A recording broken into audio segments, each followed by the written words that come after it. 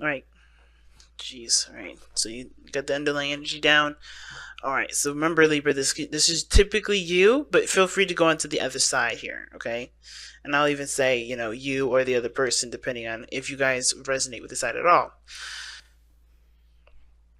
But yeah, we got some old issues coming up here, and it's because of financial issues. This has having to do with security and feeling stable and feeling comfortable. Because honestly, it looks like you guys are not in a very comfortable place. You guys are in a very beautiful relationship though, because what brought you two together was because you guys are soulmates. This does indicate soulmate connections. This does indicate that you have a tie together that is profound. Okay. Now, outside of this reading here, soulmates don't have to mean soulmates, right? Excuse me, the lovers don't have to mean soulmates. They can mean that there is this like really profound connection that you feel between you and another person, and it doesn't have to be romantic at the same time. But because this is a soulmate investigation reading, the lovers will automatically mean soulmates to me, okay? Because I'm not reading for anybody other than a soulmate. So just to kind of clear that out if anybody had questions or was wondering. But going into it, right, Libra or the other person, you guys are going in thinking of this relationship as the Three of Swords. This is an old issue, it's an old situation that you guys are having to deal with. And considering this is about finances and career, you're having some old issues about your finances and career, right? Your financial situation is an old issue that hasn't really gone away. And I think you're realizing from this standpoint, it's a personal issue, not really a romantic or relationship issue. It's affecting your love life in a small way because I think it's bringing out an aggressive aspect of you, and possibly the other person is coming out a little more aggressive. But it's because if there is any real aggression, it's not really because the other person is a factor in that. It's more about you and your personal stability and your independence and your confidence in yourself. It has nothing really to do with the other person. Now, how the other person sees this relationship or thinks about this relationship dynamic is the Seven of Swords. So they are having to take steps that they may not be totally comfortable taking, but because they see the risk as worth the reward, if that makes sense. Now, yeah, they just feel like they definitely stepped outside of their comfort zone, or they are stepping outside of their comfort zone. Again, this puts people on edge, considering if you're being triggered right now, you're not going to be the most friendliest, happiest person ever. You're going to try to keep your composure. You're going to try to be kind. You're going to be trying to be nice. But with that Knight of Swords there is combativeness. There can be combativeness. There can be some people on the offense or on the defense, right? But not because they're trying to be mean, not because anybody's trying to be rude, not saying that it's a reason to be that way or giving that kind of excuse to say, hey, if you're aggressive, that's cool, it's fine. No, it's not okay. You should not project your pains and anger towards anybody else, but it's understandably so, because we're human beings and that's what happens, right? Again, not saying that you should or that anybody should be treating you any sort of way because they're stressed or because they feel a lot of pressure or because they're in a very uncomfortable situation.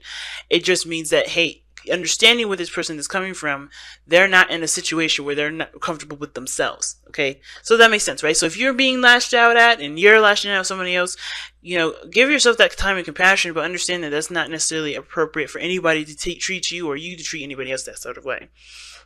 But this person is definitely not in a comfortable situation. Seven of Swords is saying that they're not comfortable. They're taking a risk. I think this person sees this risk as worth the reward because we do have the lovers that brought you two together. So that is love. Love has brought you together, connecting with one another, connecting with each other, being the halves of each other that work as a whole, So like, for instance, you may be the brain and the other person may be the heart, right? Or the other person may be the brain and you be the heart, right? You guys add and contribute to the relationship in a very beautiful way. But I feel like it's a work in progress because you guys have the Knight of Swords. Either you guys are working together and fighting together, or you guys are fighting against each other right now and trying to work together. Because the challenge is the Chariot, right? Which is getting a balance, moving forward, working together to make progress.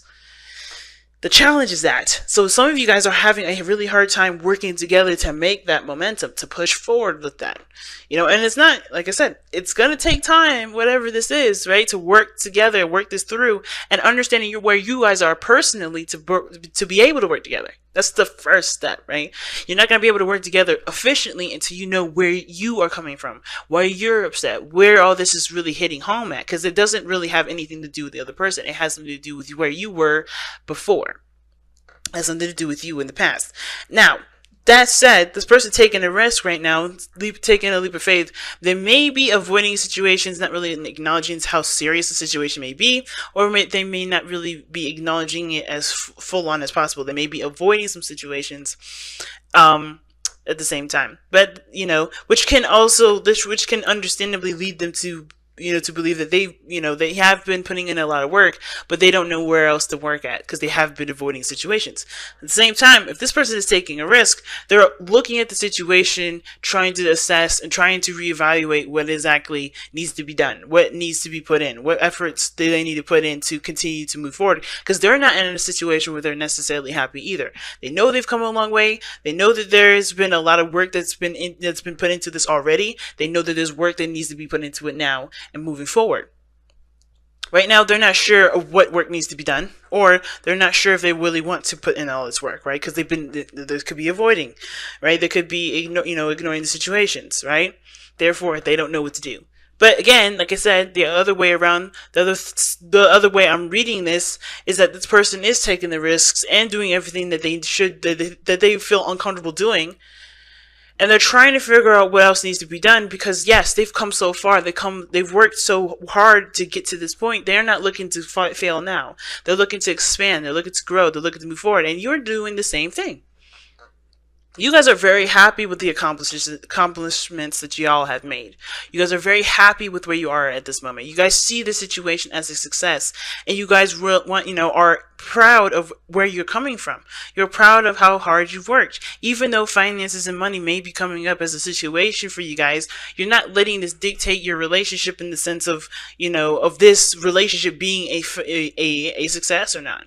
I feel like, you guys are both recognizing how far you've come. While you may be looking at it as a celebration, as a success, the other person's thinking of how to expand, how to move forward, what else needs to be put into it, because they're not necessarily satisfied with where you guys both are financially, but I think that they've put too much into it to say, this is not a success. I think this is something that, both of you truly want. I think this person's taking a very practical approach to it because they do have love for where you guys are, but they want to see more. They believe that there is prosperity. There's more to come out of this. There's so much more to grasp from this, right? There's potential for greatness here. And this is not where they, imagined you guys just staying at. I'm not saying that you're staying in that situation either with the Six of Wands. This is you guys recognizing the steps that you've taken and being happy about it and wanting to celebrate and just to be in the moment. But this person's thinking about the future. Think about what needs to be done further. What else needs to be taken on instead of necessarily being in the present, if that makes sense. Now, considering that you guys have the Six of Wands in your future, let's take a look as to why you guys show yourselves as successful, but have the Three of Swords here. You have heartache, you look at the situation and the relationship, and it brings up some triggering stuff, right? Triggering stuff about you and your personal life. And it's because of, like I said, stability, independence, feeling comfortable, feeling stable, right? Some of you guys may be feeling alone in your relationships right now, even though you see this relationship as a success, because it took you so long, it took a lot out of you to get to this place for some of you. Some of you guys, you may have, you may be aware of a lot of these old triggers and old things that you've, experienced and dealt with, and you're dealing with them in a positive way, but you may still feel isolated. Right? You may still feel very alone because you may not be, and because what did I just say? Right? It's like you are in the moment enjoying yourself. You are in the moment trying to enjoy where and how hard you've come to this situation, right? You're being in the moment. You're in love with right now. Even though you see this situation as a trigger for old stuff coming up, especially with your security and yourself and being independent, you're more alone in the situation, enjoying your lavish garden, enjoying where you are, even if it isn't necessarily ideal. Maybe you're alone and enjoying where you come. You're alone and enjoying your success, while the other person is taking the approach of focusing on what they want, focusing on how to continue to manifest what they desire, putting the energy toward it, focusing on what needs to be done. They're very mental about it. This person is very focused on the practical and the future, and they're not enjoying the moment. They want to be in a situation where they can enjoy the moment without stress, without anxiety, without worry, without doubt. They want to enjoy it without wanting anything more. But you're already in that position in a sense, but you're in a situation where you are financially perhaps, affected, or you feel like you're alone in the situation because you're the only person enjoying it and being in the moment with it and not focusing on what needs to be done later on. You're focusing on what is happening now and nobody's catching up. Or no, this person is like, I need to keep moving. I need to keep moving. And neither one is bad, but I do see the imbalance. I do see where both of you guys are having a struggle or struggling to see each other eye to eye. Because while someone is like, yeah, I'm great, I'm happy, I know we come a long way, this is successful, but I need to keep moving because this is not what I imagined our future to be like. This is not how I imagine us being together to be like. Well, but you're like in the moment and happy with where you guys are because that is a success in itself. The work that you put in was success in itself. Both of you guys are not wrong. Both of you guys are not at fault. But I think the financial portion of it is what's affecting your relationship because both parties are either not pushing hard enough to pushing hard enough forward, and the other person is pushing too far ahead to even at least be aware and enjoy what you guys have put in so far. It's a really interesting read and very clear, honestly. Very clear. All right.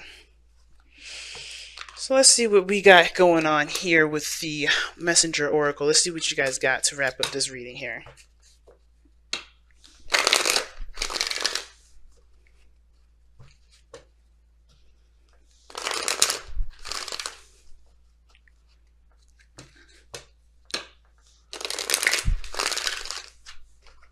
And like I said, remember the sides, right? If you're not feeling very lonely, you wanted to push ahead, then, the other side maybe resonate with you. The other person may be feeling, alone and celebrating the present.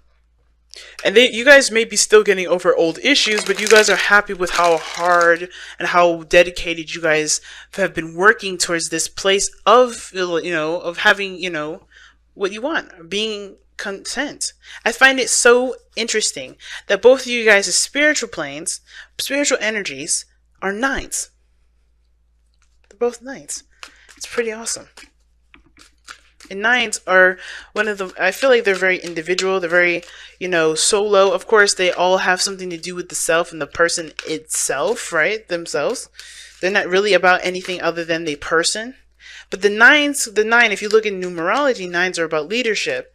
Nines are the leaders of the situation. And you guys are both leading a different area in your life. One emotional, one practical, one physical. And it's interesting because while one person's approach is very practical, the other one's very emotional, and your both spiritual energies are opposing or that, right? Show the opposite, stability and emotional. So, like I said, while one person's acting practical, their spiritual is coming from a very emotional place.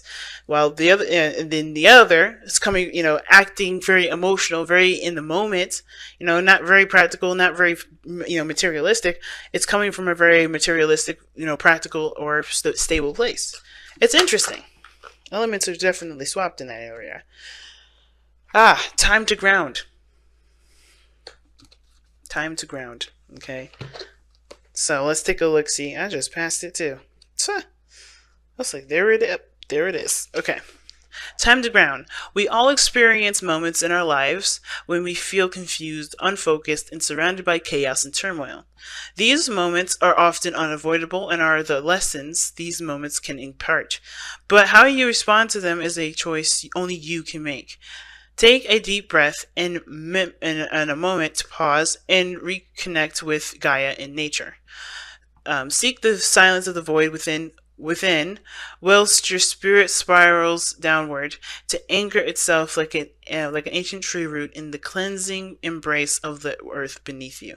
So it's pretty much saying, like, even though the world is going crazy, even though your finances may be on point, maybe need improvement, it don't change how you react to it. It doesn't change how, nothing changes unless you react to it in a sense of panic and you react in a sense of bliss and happiness. Nothing, really what I mean is that the situation is happening. It's up to you to face the situation in the way you choose. You can either choose to panic with it and go crazy, or you can ground yourself, appreciate where you are, and do the best that you can. Because ultimately, the best you can do is the best you can do. You can't go and you can't do any more than that. You can't push any further. And to expect of yourself to do any further, it's not being fair to yourself, right? So I guess what I'm trying to say is the clearest, the best way I can say it, because I know a couple times I just said that sounded crazy. Right now, you guys are going through some financial stuff going on in your lives.